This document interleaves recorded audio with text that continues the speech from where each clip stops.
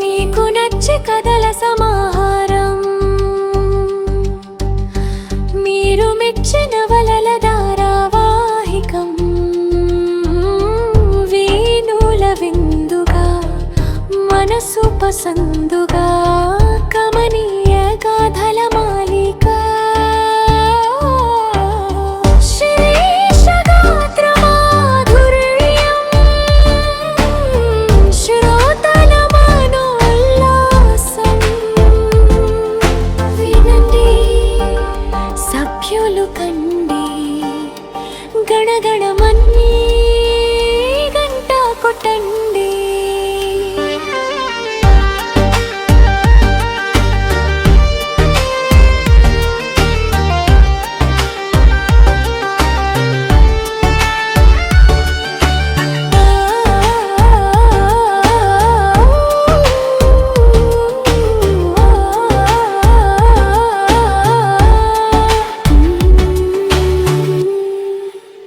Hello అండి, అందరికీ నమస్కారం. ఈరోజు నేను చదివే కథ బివిడి ప్రసాదరావు గారి చేయూత అనే కథను చదివానండి. అయితే ఇది ఓదార్పు ఒక ప్రత్యామ్నాయ ఔషధం. అలానే ఒకరికి మనం చేయూతనివ్వడంలో ఎంత హాయి ఉంటుందో దాని గురించి ఈ కథ అండి. నిజంగా ఇది ఆయన రాశారు, కానీ నేను చదవడం కూడా నా జన్మధన్యం అనిపించింది. చాలా బాగుంది. కథలోకి వెళ్దాం పదండి. ఇంకా చేయూత. డోర్ బెల్ కోసం చూశాను, లేదు. తలుపు తట్టాను. రమారమి నిమిషం తర్వాత తలుపు తీసి నన్ను చూస్తూనే ఎవరు అని ప్రశ్నించింది ఆమె. మీరేనా కారుణ్య అని అడిగాను. అవును నేనే, చెప్పింది ఆమె. డాక్టర్ శివరాం గారు చెప్పగా వచ్చాను అన్నాను. ఎందుకు అని అడిగింది కారుణ్య. లోనికి వచ్చి మాట్లాడచ్చా వినయంగా అడిగాను.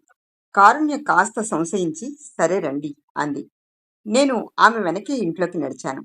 ఆమె చెప్పగా కుర్చీలో కూర్చున్నాను. చెప్పండి, విషయమేంటి అని అడిగింది కారుణ్య. డాక్టర్ గారు నాకు బాగా తెలుసు, అలానే ఆయనకు కూడా నేను బాగా తెలుసు. నిన్న ఆయన్ని కలిశాను. ఆయన టేబుల్ మీది బొమ్మను చూశాను, అది నచ్చింది. ఆ బొమ్మ గురించి వాకప్ చేస్తే అప్పుడే మీ గురించి ఆయన చెప్పాను. అప్పటికి కారుణ్య నిల్చునే ఉండడం చూసి కూర్చోండి అన్నాను. కారుణ్య నా మాట వినలేదో లేక పట్టించుకోలేదో కానీ నా గురించా? డాక్టర్ గారు ఏం చెప్పారు టక్కుని అడిగింది. కారుణ్య కంగారు పడుతూ ఉంటే, అదే మీరే ఆ బొమ్మను స్వంతంగా చేసి డాక్టర్ గారికి ఇచ్చారని, బొమ్మ బాగుందంటే మీ గురించి చెప్పారు అంతే. సర్దేలా చెప్పగలిగాను. అంతేనా? అంతవరకేనా? కారుణ్య మామూలు అవుతూ అంది. అంతే అంతే అనేసాను చకచక. అవును, దానిని నేనే చేసి డాక్టర్ గారికి ఇచ్చాను. కాదు, ఇవ్వవలసి వచ్చింది అంది కారుణ్య.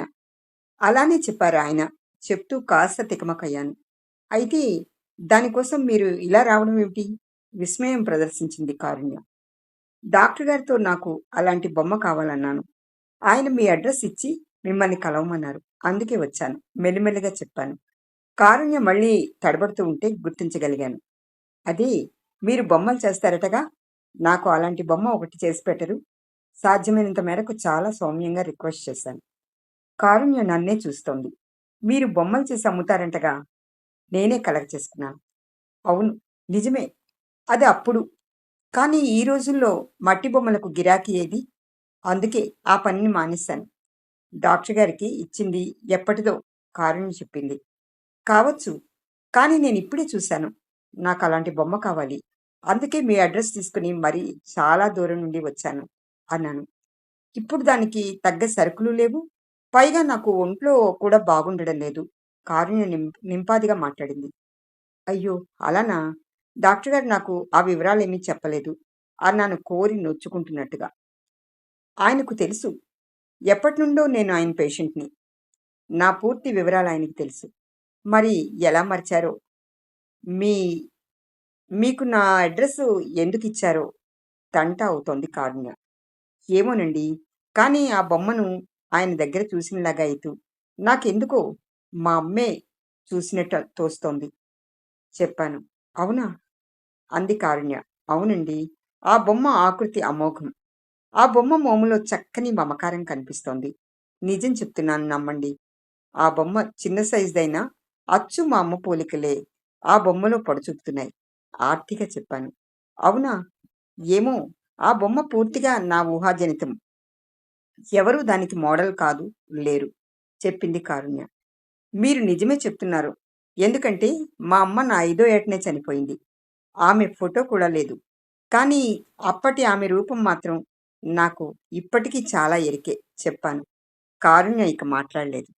నేనే కలగ చేసుకున్నాను. దయచేసి నా విన్నపం ఆలకించండి. మీరు నాకు అలాంటి బొమ్మ చేసి పెడితే నేను మీరు ఊహించనంత డబ్బు ముట్ట చెప్తాను అనేశాను.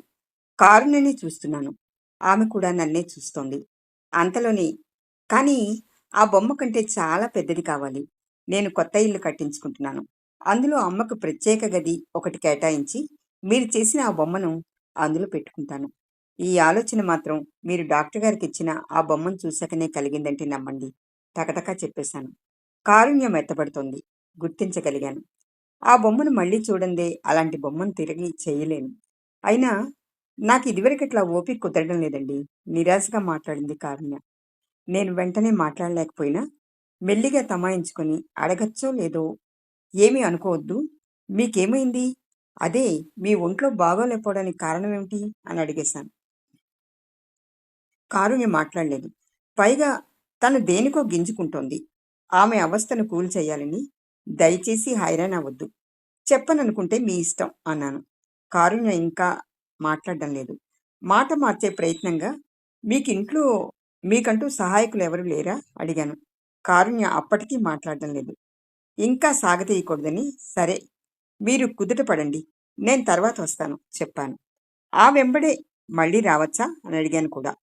కారుణ్య రమ్మని కానీ రావద్దని కానీ చెప్పలేదు. కానీ నన్నే చూస్తోంది. అదే అదనుగా నాకు మా అమ్మ లేదు. కనీసం ఆమె ఫోటో కూడా లేదు. ఆమె రూపం పరోక్షంగా గుర్తుంది.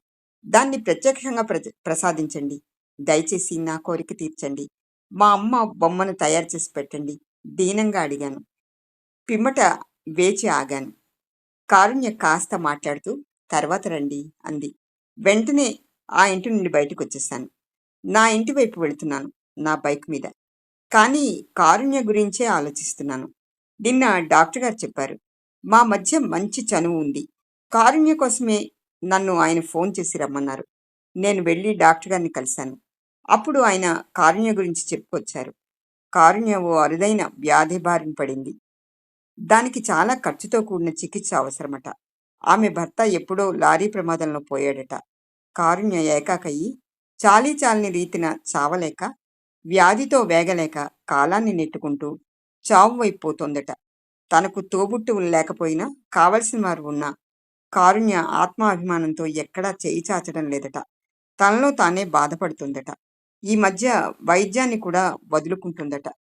కారణం తగ్గ మందులు కొనుక్కోలేకనే డాక్టర్ గారు ఉచితంగా చూసి పెడుతున్నా కారుణ్య తన రీతిని పోతోందట. సహకరించడం లేదట. కారుణ్య చాలా అభిమానవంతురాలు అని డాక్టర్ గారు నొక్కి నొక్కి చెప్పారు. తను స్వశక్తిని నమ్ముకునే వ్యక్తిత్వం ఉన్న వ్యక్తి అని కూడా చెప్పారు. అందుకే నన్ను సంప్రదించారు. నేను ఓ బిల్డర్ను. ఆస్తి పరపతి మస్తుగా కూడబెట్టుకున్నవాణ్ణి. పైగా కాస్తో కూస్తో పరోపకారంకి మొగ్గేవాణ్ణి. దాంతో డాక్టర్ గారు నన్ను ఏదో విధంగా కారుణ్యకు సహాయపడమన్నారు. అందుకే ఆమె మనసుకు నచ్చేలా వ్యవహరించాలని డాక్టర్ గారికి ఎప్పుడో కారుణ్య బిల్లు రూపాన ఇచ్చిన బొమ్మను ఆయన టేబుల్ మీద చూసిన నేను దానిని అడ్డు పెట్టుకుని అమ్మ సెంటిమెంట్ను ప్లే చేస్తున్నాను. అది వర్కౌట్ అయ్యేలా ఉంది.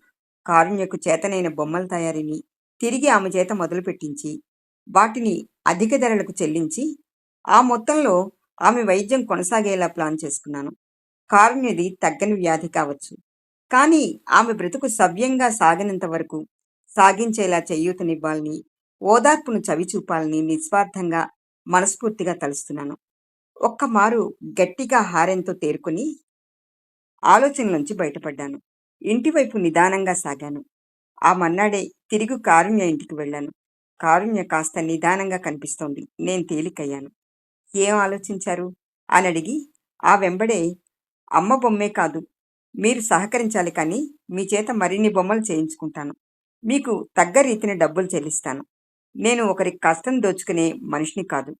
ఎదుట మనిషి గౌరవాన్ని కానీ అభిమానాన్ని కానీ కించపరిచేది ఏదీ నాకు అసలు గిట్టదు. గబగబా చెప్పాను. కారుణ్యకు మరో మాటకు అవకాశం ఇవ్వకూడదని. నేను చెప్పిందంతా తను శ్రద్ధగా విన్నట్టుంది. చిన్నగా నవ్వుకుంది. హమ్మయ్య అనుకున్నాను. నేను త్వరగా మీకు కావలసినవి చేసి పెట్టకపోయినా తప్పక చేసి పెడతాను. కారుణ్యం ఒప్పుకుంది. కారుణ్యంలోని కాన్ఫిడెన్స్ తెలుస్తోంది. నిజానికి నేను కానీ డాక్టర్ గారు కానీ కారుణ్యం నుండి ఆశిస్తుంది అదే. మనోనిబ్బరం చాలా మంచిది. పైగా అదే సునాయాసంగా కుదురునిస్తుంది కూడా. నేను కొంత అడ్వాన్స్ ముట్ట చెప్పి కావలసిన సామాగ్రిని సమకూర్చుకోమన్నాను. కారుణ్య సరే అంది. నేను ఆ ఇంటి నుండి వచ్చేశాను. మర్నాడు డాక్టర్ గారికి నుండి ఫోన్. తనను కారుణ్య కలిసిందట. క్లుప్తంగా విషయం చెప్పిందట. తను తనకిచ్చిన బొమ్మను తిరిగి ఇచ్చేస్తానని తీసుకుందట. అలానే డబ్బులు చెల్లించి తిరిగి వైద్యం మొదలు పెట్టించుకుందట. ఇప్పుడు కారుణ్య చాలా ప్రశాంతంగా కనిపిస్తుందని, మరికొన్నాళ్ళు తన ఆయుష్ సాఫీగా కొనసాగేలా ఉందని, కారుణ్య తెగ సంబరమవుతోందని డాక్టర్ గారు హాయ్ ఫీల్ అయ్యారు. నిజమే, ఓదార్పు ఒక ప్రత్యామ్నాయ ఔషధం. అలానే చేయూతలో ఎంత హాయి ఉంటుందో నాకు తెలుస్తుంది. ఇట్టి అనుభూతి నాకు అందడం నిజంగా నా జన్మధన్యం. సమాప్తం.